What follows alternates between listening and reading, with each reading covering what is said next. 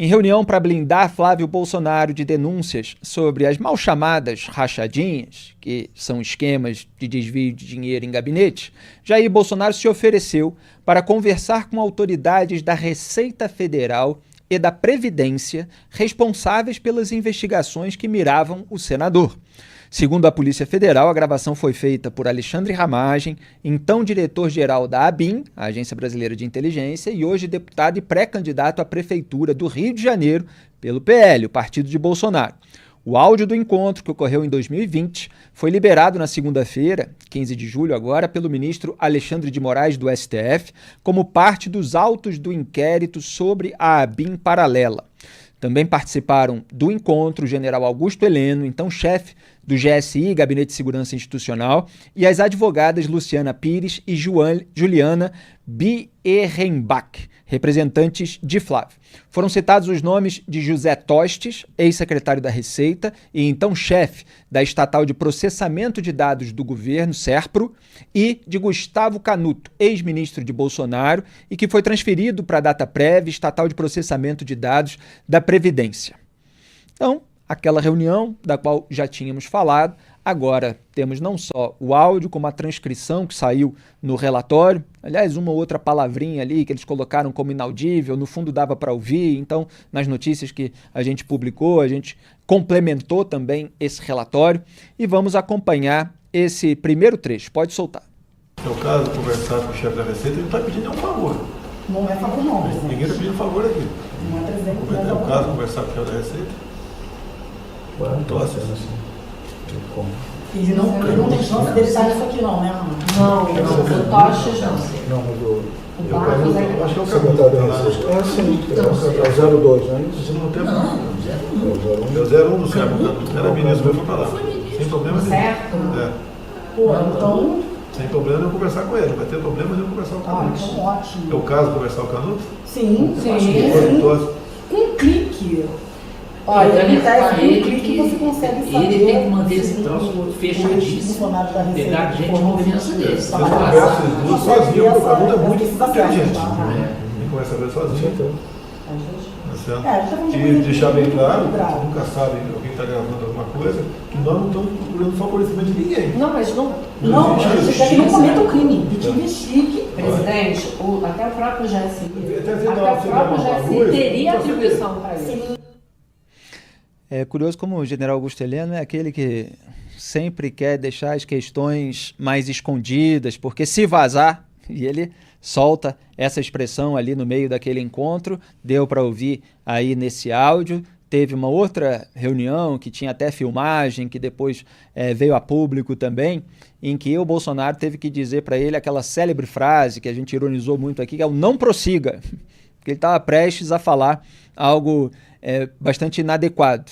Agora, dessa vez, não teve o não prossiga. Jair Bolsonaro se ofereceu para falar com o chefe da Receita Federal sobre a investigação a respeito do filho dele, Flávio Bolsonaro, e depois ainda disse que a gente nunca sabe se está sendo gravado, e aí faz uma menção para tentar aliviar a própria barra.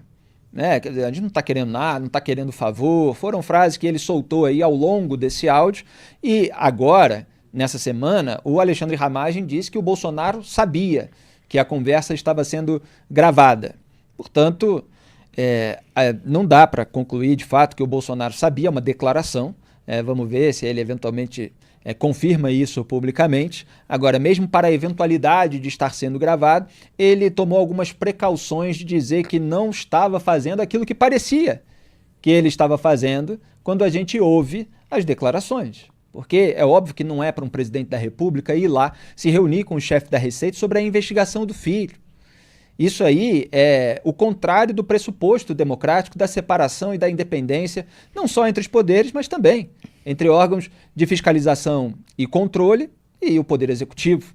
Duda Teixeira, o que você destaca dessa primeira parte? A gente vai mostrar 3 trechos. Tá. Felipe, eu acho que, a mera existência dessa reunião já é um problema por si só, né? Claro. O fato de a gente estar no mesmo espaço, o presidente da República, o diretor-geral da ABIN, o chefe do Gabinete de Segurança, com advogadas do Flávio Bolsonaro já mostra aí uma mistura entre interesse privado da família do Bolsonaro com a questão institucional dos poderes da República, né, do Executivo. Então, só isso aí já é um problema. É claro que eles falando, e aí a gente pode falar mais sobre o que eles comentaram, a frase em si, a intenção, não necessariamente você configura ali um crime. Mas me chamou a atenção ali que elas falam, as advogadas do Bolsonaro falam de uma reunião com o Tostes da Receita. E a gente publicou hoje no Antagonista uma apuração do Wesley Oliveira, que no dia seguinte as advogadas do Flávio Bolsonaro se encontraram com Tostes da Receita Federal. Então, enfim, aí já é uma peça a mais nesse quebra-cabeça que pode realmente mostrar que teve crime aí. Exatamente. Quer dizer, o que o Duda está destacando tem um nome, chama patrimonialismo. Quer dizer, essa indistinção entre aquilo que é público e o que é privado. E, eventualmente, o uso daquilo que é público para fins privados. Então, presidente reunido ali com outros chefes de agência, de gabinete, com as advogadas do filho, porque o filho estava sendo investigado, acusado de crimes cometidos na época em que era deputado estadual, acusado pelo Ministério Público do Rio de Janeiro, que tinha um grupo anticorrupção que também foi extinto, assim como a Lava Jato, né? O caso do GAEC no MP do Rio é análogo ao caso da Lava Jato, que veio da Procuradoria-Geral da República na época do Rodrigo Janot. Então, quando esses grupos ou força-tarefa atingiram as pessoas poderosas no Brasil, depois veio todo um processo para esvaziá-los até extingui-los. E a Polícia Federal pretende ouvir o ex-secretário da Receita, José Barroso Tostes, e no dia seguinte ao encontro, como o Duda falou, foram as advogadas Juliana Bierrenbach e Luciana Pires, as defensoras do Flávio, que se reuniram com o Tostes. Essa informação sobre o encontro com o secretário consta num relatório de agendas emitido pela Receita em junho de 2021, em resposta a um requerimento de informação da deputada federal Natália Bonavides, do PT do Rio Grande do Norte.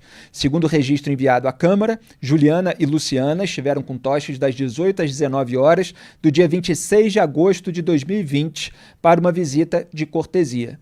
Essa reunião, cujo áudio a gente tem agora disponível, tinha sido na véspera, dia 25 de agosto de 2020. Além do encontro das duas advogadas com Tostes, a Receita também informou que dias depois, em 4 de setembro de 2020, houve um encontro entre Flávio Bolsonaro, Juliana e o secretário. Olhem só, é um encontro entre aquele que está sendo investigado, sua advogada e o chefe da Receita. Quer dizer, qual é o cidadão brasileiro que tem esse privilégio, o cidadão comum, que eventualmente tem qualquer tipo de problema com a Receita Federal ou com qualquer outro órgão de fiscalização e controle, esse acesso privilegiado ao seu chefe para conversar, para ver se tem alguma coisa que pode ser feita? Não é assim que a banda deveria tocar nessa república. Em 17 de setembro foi Luciana quem esteve com Flávio e José Tostes. Essa última reunião, segundo o órgão, foi solicitada pelo próprio parlamentar. No requerimento de informações da Câmara, a Receita foi questionada se era usual que o secretário especial recebesse cidadãos para prestar esclarecimentos sobre situações físicas e jurídicas. Em resposta, o órgão afirmou que o procedimento não é incomum. Não é incomum. Ainda botou ali duas negativas. Não é incomum. De vez em quando acontece. Né? Defina cidadão comum. É óbvio que não é comum quando se trata de cidadão comum. Então a gente está vendo um senador, filho do então presidente da República, ele, obviamente, tem ali um pedigree, ele tem um cargo, uma atribuição que fazem com que o secretário o receba. E não deveria. Deveria manter um distanciamento em relação àquele que está sendo investigado, Duda Teixeira. A questão aí realmente não é se é comum ou se é incomum. Esse encontro entre o chefão da Receita e um senador ou qualquer outra pessoa.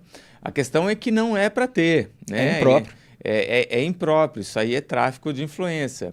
É alguém querer vantagem pessoal, pedir para um funcionário público fazer isso ou aquilo.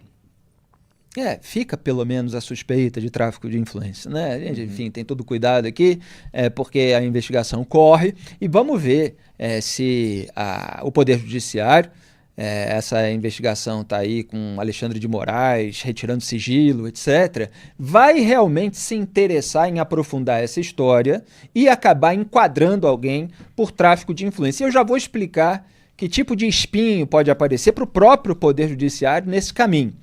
Mas vamos por partes. O Bolsonaro relativizou o tráfico de influência durante a reunião. Ele disse às advogadas Luciana Pires e Juliana Bierrenbach, representantes de Flávio, o seguinte, abro aspas, ninguém gosta de tráfico de influência, a gente quer fazer justiça, fecho aspas. Tem uma vírgula, um ponto aí, que no fundo estão fazendo o papel do mas. É um mais subentendido, assim, não, ninguém gosta de tráfico de influência, mas a gente quer fazer justiça, porque aí se mistura aquela atitude imprópria com o raciocínio de que somos perseguidos, etc. E às vezes não é um raciocínio, às vezes é simplesmente uma retórica para encobrir responsabilidades. Então ninguém gosta de tráfico de influência, mas eu vou falar ali com o chefe da Receita, eu vou me reunir com fulano, quer que fale com Beltrano e tal. Quer dizer, é a postura de quem não tem essas arestas institucionais, quem não tem limites. E, obviamente, isso acaba corroendo a separação, os pressupostos democráticos.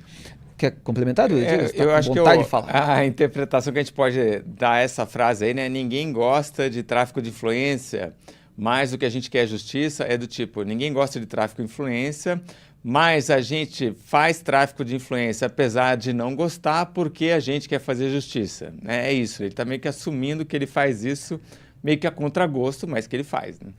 Ele tá, quando ele diz que quer justiça, determinando um fim nobre que justifique o meio ilegítimo, o meio impróprio, o meio inadequado. E não dá para cair nessa conversa de que os fins justificam os meios, principalmente para quem, como eu e como tantos jornalistas, lemos a denúncia contra o Flávio Bolsonaro, quando foi feita pelo Ministério Público do Rio de Janeiro.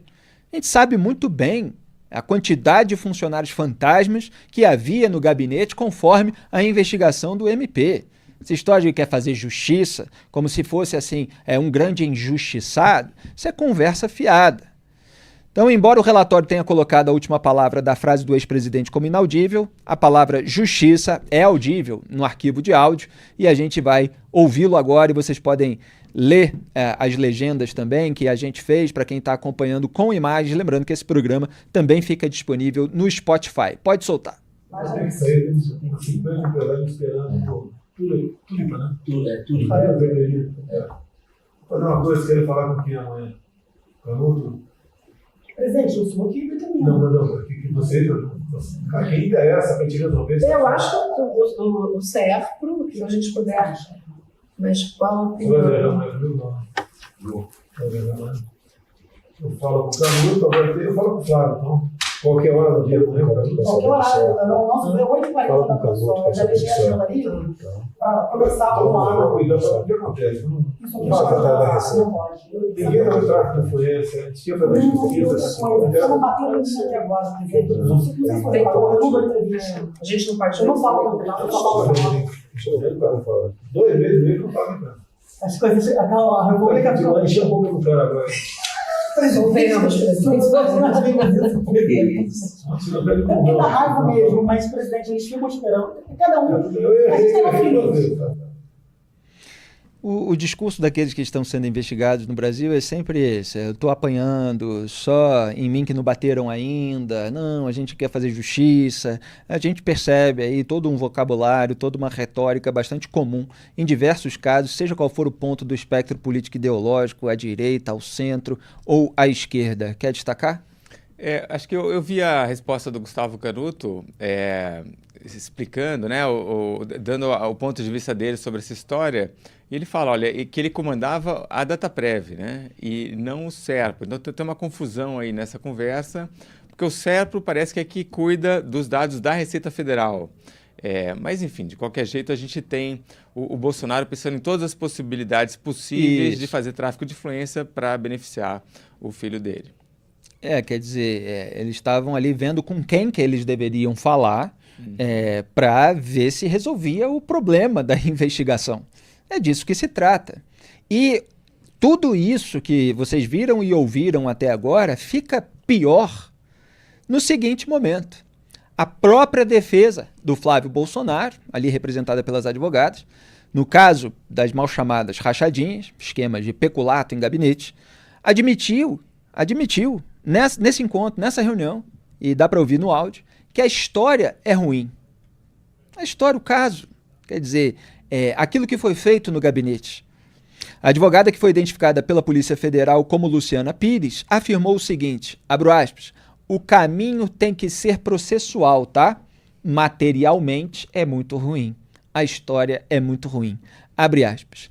Olha, para quem como eu está há 5 anos apontando que eles fizeram tudo isso de propósito e que é o mesmo método do PT, do Lula.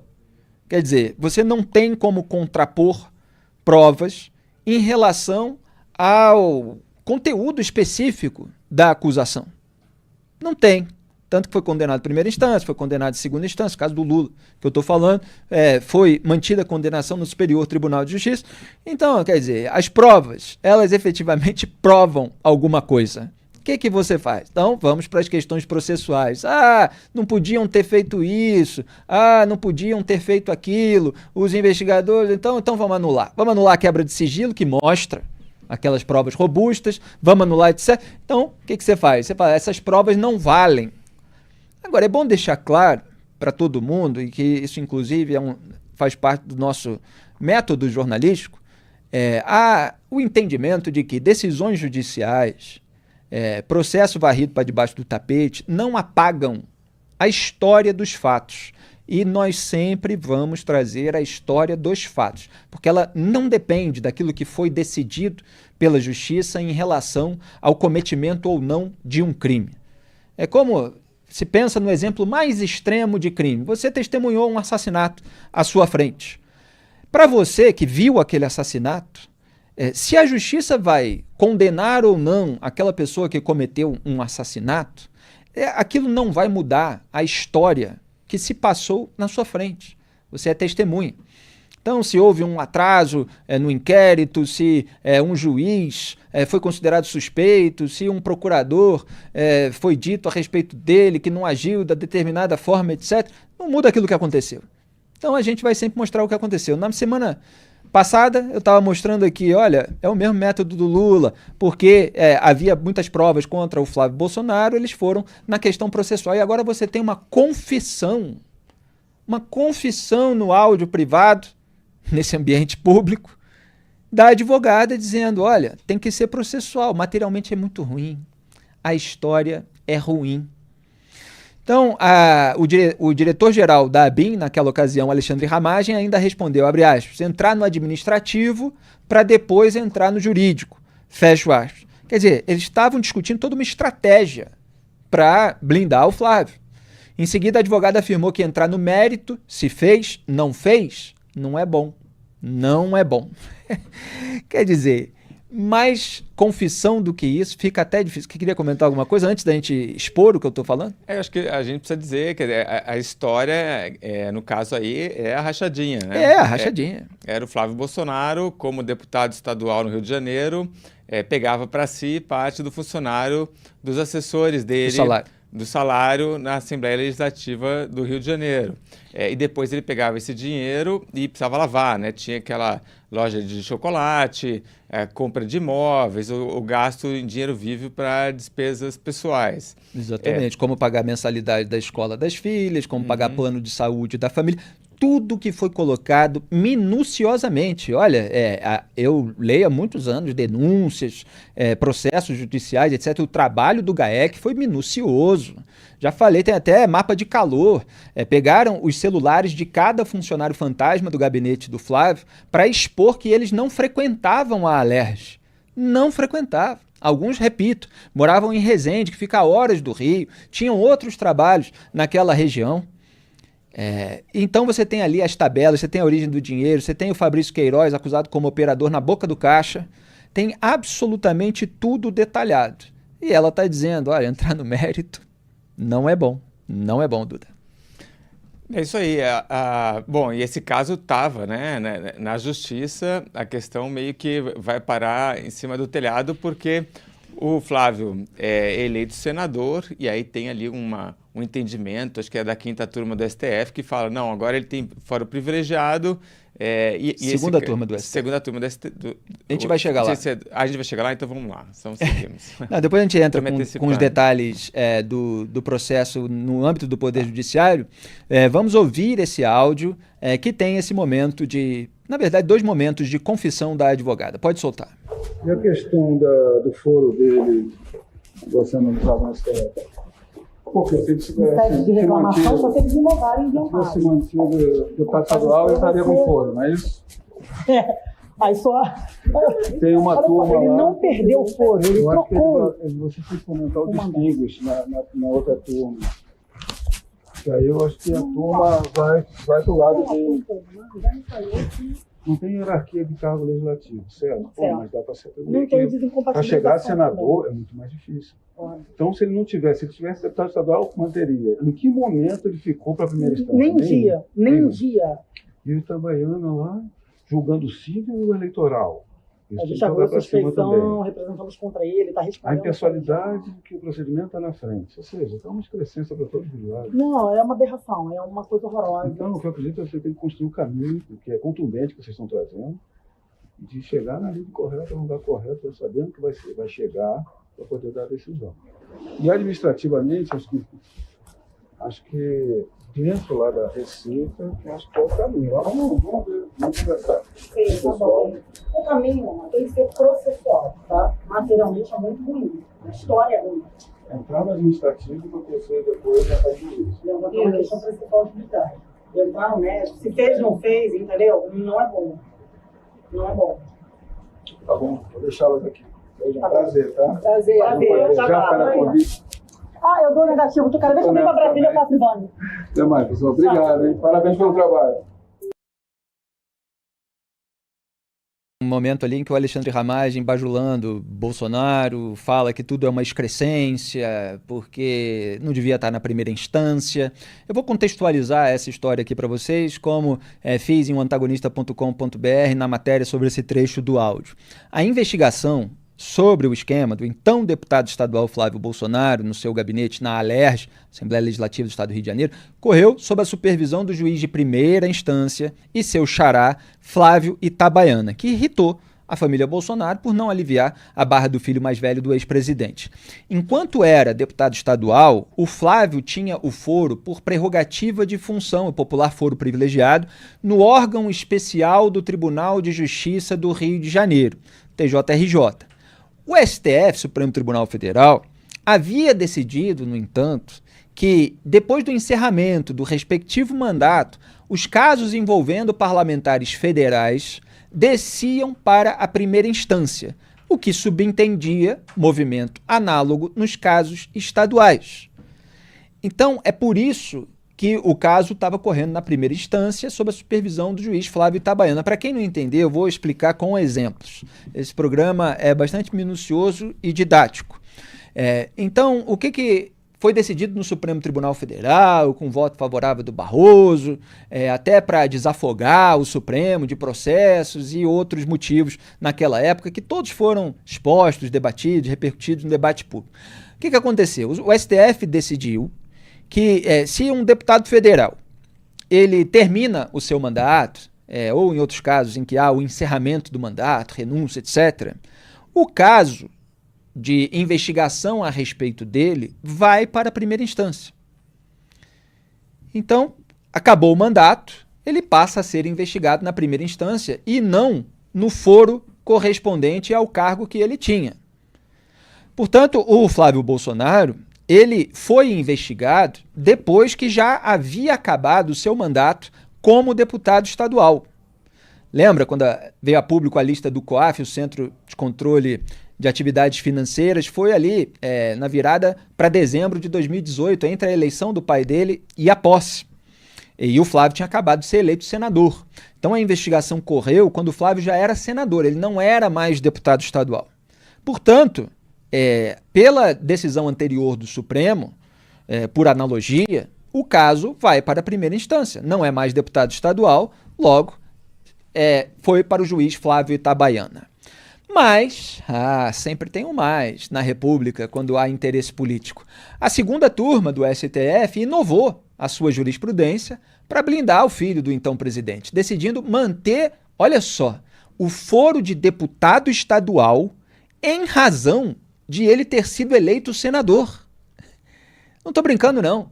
A segunda turma foi lá e falou, não, ele tem que ter o foro de deputado estadual porque ele foi eleito senador. Faz sentido? Fica complicado de explicar, né? E votaram a favor desse malabarismo Gilmar Mendes, Ricardo Lewandowski e Cássio Nunes Marques. Gilmar, que foi indicado no governo Tucano, do PSDB, Fernando Henrique, Ricardo Lewandowski indicado pelo Lula e o Cássio Nunes Marques indicado pelo próprio pai do Flávio, Jair Bolsonaro. Dali em diante, curiosamente, em outros casos, o Nunes Marques passou a votar com o Gilmar e com o Lewandowski para blindar também petistas e tucanos nisso que eu chamei de frente ampla pela impunidade. E o caso do Flávio ficou travado, como aventou aí o Alexandre Ramagem, ele fala travar, etc., nesse áudio, enquanto a turma lá do outro juiz, o João Otávio de Noronha, no Superior Tribunal de Justiça, o STJ, anulava quebras de sigilo e esvaziava o conjunto probatório. Lembrando que o Noronha era cotado pelo Bolsonaro para ocupar uma vaga no STF e participou recentemente do Gilmar Palusa, aquele evento organizado pelo Gilmar Mendes lá em Lisboa. Então, espero que vocês estejam entendendo todo esse quadro de como funciona a República nesse país. E quem apontou tudo na raiz? A revista Cruzoé, lançamento semanal do nosso portal O Antagonista. A Cruzoé apontou na raiz as articulações entre Jair Bolsonaro e o Dias Toffoli, aliado do Lewandowski, também indicado pelo Lula ao STF. Vamos lembrar aqui algumas matérias a respeito desse tema, porque quem quiser reconstruir a história recente do Brasil vai ter que passar por elas. Em 19 de julho de 2019, a revista mostrou uma coincidência. Vamos botar a capa aí.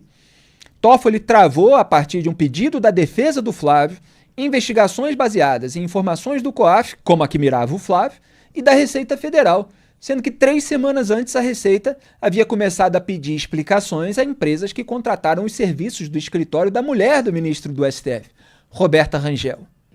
Não sei se vocês estão entendendo. A defesa do Flávio vai lá para o Supremo pedir para paralisar a investigação de rachadinha. O Toffoli vai lá, aproveita, paralisa tudo que tinha base no COAF e na Receita.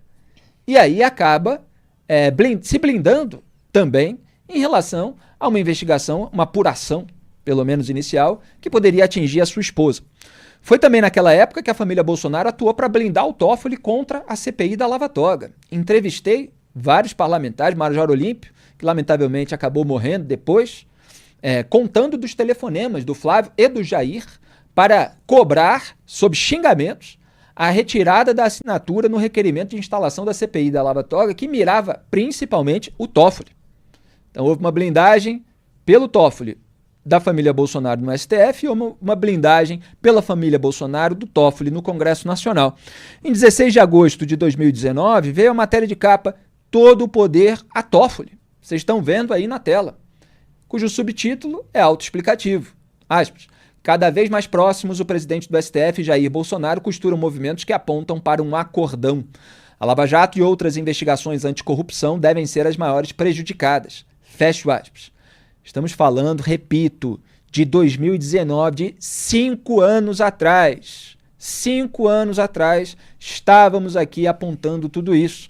E em 6 de setembro de 2019, logo em seguida, foi a vez da reportagem Acordo de Engajamento, que tinha o seguinte subtítulo, aspas, Jorge Oliveira, ministro da Secretaria-Geral da Presidência de Bolsonaro, fala da existência de entendimentos do Planalto com o STF e o Congresso para tirar o país do buraco. Essas são as aspas dele. Porque é sempre assim, é que nem o áudio do Bolsonaro do fazer justiça, tirar o país do buraco, é tudo como se fosse para um bem maior. O que você destaca? Bom, eu estava me antecipando aqui na história, mas agora acho que ficou tudo bem explicadinho. Provavelmente eu tinha lido isso em algum lugar do Antagonista, então, com certeza. Olha, e o Alexandre Ramagem afirmou em vídeo divulgado na segunda-feira 15 que Jair Bolsonaro sabia que estava sendo gravado na reunião, como eu havia antecipado. Vamos assistir. Vamos falar sobre essa gravação da reunião de agosto de 2020. Primeiro que essa gravação não foi clandestina. Havia o aval e o conhecimento do presidente. A gravação aconteceu porque veio uma informação de uma pessoa que viria na reunião, que teria um contato com o governador do Rio, à época, e que poderia vir com uma proposta nada republicana. A gravação, portanto, seria para registrar um crime contra o presidente da República. Só que isso não aconteceu. A gravação foi descartada. As advogadas que vieram na reunião, vieram e apresentaram possíveis irregularidades que poderiam estar acontecendo na Receita Federal, no caso de elaboração de relatórios de inteligência financeira. De toda a reunião, as advogadas devem ter falado 80% da reunião, contando os episódios. O presidente Bolsonaro pouco se manifestou. Quando o presidente se manifestou, sempre informou que não queria favorecimentos, falou para as advogadas que as pessoas eram públicas, poderiam falar com elas, mas por meio delas, o presidente sempre se manifestou que não queria jeitinho, muito menos tráfico de influência. As advogadas haviam pedido um início de investigação por meio do GSI. Nesses momentos, eu me manifestei contrariamente em todas as oportunidades da reunião. Bom, a gente já rebateu boa parte dessas alegações aí do Alexandre Ramagem. Obviamente, o Bolsonaro ele expressa a preocupação de estar sendo gravado ou a consciência de estar sendo gravado, já que o Ramagem disse que ele sabia. E aí ele solta umas frases para a eventualidade de aquilo vazar e o Ramagem poder alegar exatamente isso. Não, o presidente em diversos momentos manifestou isso. Só que ele manifestou também que ele poderia conversar, ele se ofereceu para conversar com o chefe da Receita, ele estava pregando que houvesse esse tipo de arranjo. E isso que é absolutamente imoral, Duda Teixeira. Acho que tem alguns pontos interessantes aí. Uma é que o Ramagem, ele fala então de um aliado do governador do Rio de Janeiro, que no caso era o Wilson Witzel, iria para a reunião e essa pessoa cometeria um crime, então precisaria gravar isso, né, para deixar isso registrado. Bom, um ex-aliado da família, né? Um ex-aliado da família. Eles entraram numa treta, se odeiam bastante. Exato. Então, isso também mostra como que a família hoje lida com esses ex-aliados, né, que são vistos como traidores. Então, o Wilson acabou entrando aí na história sem pedir, né? A gente não sabe se ele realmente ofereceu essa troca aí, né, do tipo, olha, eu ajudo vocês aqui, eu ganho uma vaga lá no STF, mas enfim, é um fato que ele entrou nessa história. E a outra questão aí é, tipo, então por que você grava uma reunião, né? Então, ele ficava gravando toda vez que aparentemente ia acontecer um crime contra o presidente, é essa a função da ABIN, né? Também não é, né?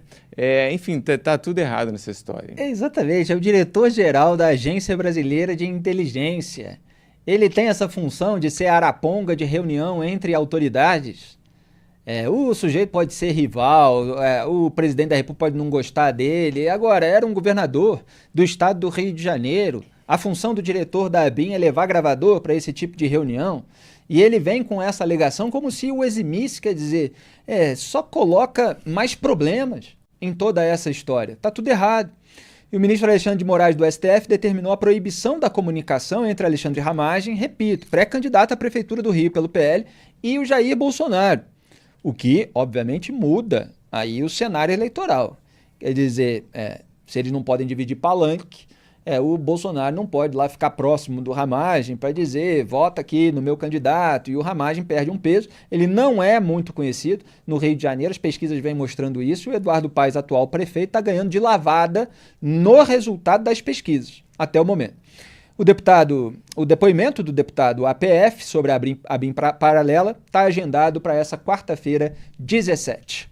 E o Wilson Witzel, governador cassado do Rio de Janeiro, foi alvo de processo de impeachment, não é investigado no inquérito sobre a ABIN paralela, mas acabou envolvido na trama, e porque aconteceu isso que o Duda antecipou também. Em um dos trechos do áudio, o Bolsonaro diz, na conversa com a Luciana Pires, advogada do Flávio, que o Witzel se ofereceu para dar fim ao processo, para resolver o caso, né, da rachadinha do Flávio, em troca de uma vaga no STF. Isso, vou frisar, é o que o Bolsonaro diz num encontro que, segundo o Ramagem, o Bolsonaro sabia que estava sendo gravado. A gente viu como esse pessoal contou essa mesma lorota a respeito do caso do Sérgio Moro, na época em que houve um atrito entre eles, e o Sérgio Moro acabou vazando uma conversa de WhatsApp com a deputada federal Carla Zambelli para mostrar justamente que ele não estava à venda. Foi a expressão que ele usou. Quer dizer, que ele não faria nada de errado em razão de qualquer ambição de ocupar uma vaga no Supremo Tribunal Federal, mas mesmo assim o bolsonarismo usou esse tipo de alegação contra ele. Então é óbvio que é preciso fazer uma ressalva, é o que o Bolsonaro está falando no áudio. A gente não tem a evidência de que o Wilson Witzel, com todos os problemas que nós apontamos, e eu que sou carioca já critiquei muito ele, que ele tenha efetivamente dito isso. Então, abro aspas para o que o Bolsonaro disse na conversa. Ele falou, resolve o caso do Flávio, me dá uma vaga no Supremo. Fecho aspas. Minutos depois, o ex-presidente disse que Witzel queria o cargo para o juiz de primeira instância, Flávio Itabaiana, responsável por julgar o caso de rachadinha do Flávio. E o ex-governador do Rio negou a proposta e escreveu no X, abre aspas, nunca mantive, ele negou que tenha participado disso, né? Foi isso que a gente quis dizer. Nunca mantive qualquer relação pessoal ou profissional com o juiz Flávio Itabaiana e jamais ofereci qualquer tipo de auxílio a qualquer um durante meu governo. O presidente Jair Bolsonaro deve ter se confundido e não foi a primeira vez que mencionou conversas que nunca tivemos, seja por confusão mental diante de suas inúmeras preocupações, seja por acreditar que eu faria a nível local o que hoje se está verificando, que foi feito com a ABIN e Polícia Federal. No meu governo, a Polícia Civil e Militar sempre tiveram total independência, os poderes foram respeitados, a história e tudo o que aconteceu comigo comprovam isso. Fecho aspas. Quer dizer, o Bolsonaro fez uma associação ali entre o Witzel e o juiz que era responsável pelo caso do Flávio. Agora, nada disso tem elemento de corroboração trazido à tona pela Polícia Federal. Para finalizar, Duda, algum comentário? Eu queria comentar só a questão, enfim, a gente pode, claro, devemos debater o conteúdo da reunião, o fato dela ter acontecido, mas acho que vale também a gente pensar no vazamento seletivo que está acontecendo. Já é uma prática aí do STF, que é divulgar algumas informações e outras não, com o objetivo de você criar ali, meio que formar a opinião pública, o que acaba sendo até meio que um pré-julgamento das pessoas que estão sendo citadas aí, né? E aí, é claro, essas pessoas pode pensar, o direito de defesa delas acaba sendo enfraquecido, né, com todas essas coisas. Leva a gente meio que a crer que tem aí uma motivação do Alexandre de Moraes, que tem uma estratégia, né? Esse tipo de coisa foi muito questionado no passado, né? Tinha muito político de esquerda, veículos de esquerda na imprensa criticavam a Lava Jato, dizendo que a Lava Jato fazia esse tipo de coisa, mas enfim, a gente vê essa prática aí a todo momento no STF hoje. Aliás, o procurador Hélio Telho fez também um comentário na rede social X, o antigo Twitter, a respeito dessa questão de divulgação dessa reunião, desse encontro entre Jair Bolsonaro, Alexandre Ramagem, General Augusto Heleno e duas advogadas do Flávio Bolsonaro. A gente já tem aí disponível para colocar na tela, produção. A produção vai colocar em instantes para vocês terem sempre a imagem e fica mais fácil para compreender, mas o que o Hélio Telho disse foi o seguinte, procurador que ele aspas, com o patrocínio do grupo Prerrogativas, que é aquele grupo de advogados que teve muitos clientes na Lava Jato, alinhado ao Lula, o Congresso aprovou lei proibindo o uso de gravações ambientais clandestinas como prova para acusar alguém de crime. Chegou a hora de o STF declarar essa lei inconstitucional, né? A hora é essa. Fecho aspas. Nós aqui, inclusive, criticamos essa lei. Aliás, o próprio procurador Hélio Telho também está mantendo a sua coerência, apontando a gravidade disso, porque eventualmente você descobre crimes, até crimes de estupro, de outra seara que não seja de corrupção, de peculato, etc., por meio de determinadas gravações, e você, de antemão, descartá-las como provas, é um desses recursos de blindagem da classe política que eles acabam aprovando sem ter interesse em refletir sobre as consequências. E depois vem uma situação prática e mostra a importância daquilo. E essa talvez seja uma dessas situações práticas. E, obviamente, isso ainda vai render muito debate jurídico sobre as alegações, as justificativas do Moraes para que ele pudesse ter retirado esse sigilo, divulgado, e como se distingue de outros casos de gravação ambiental, etc. A gente vai acompanhar e vai trazer aqui toda essa discussão também.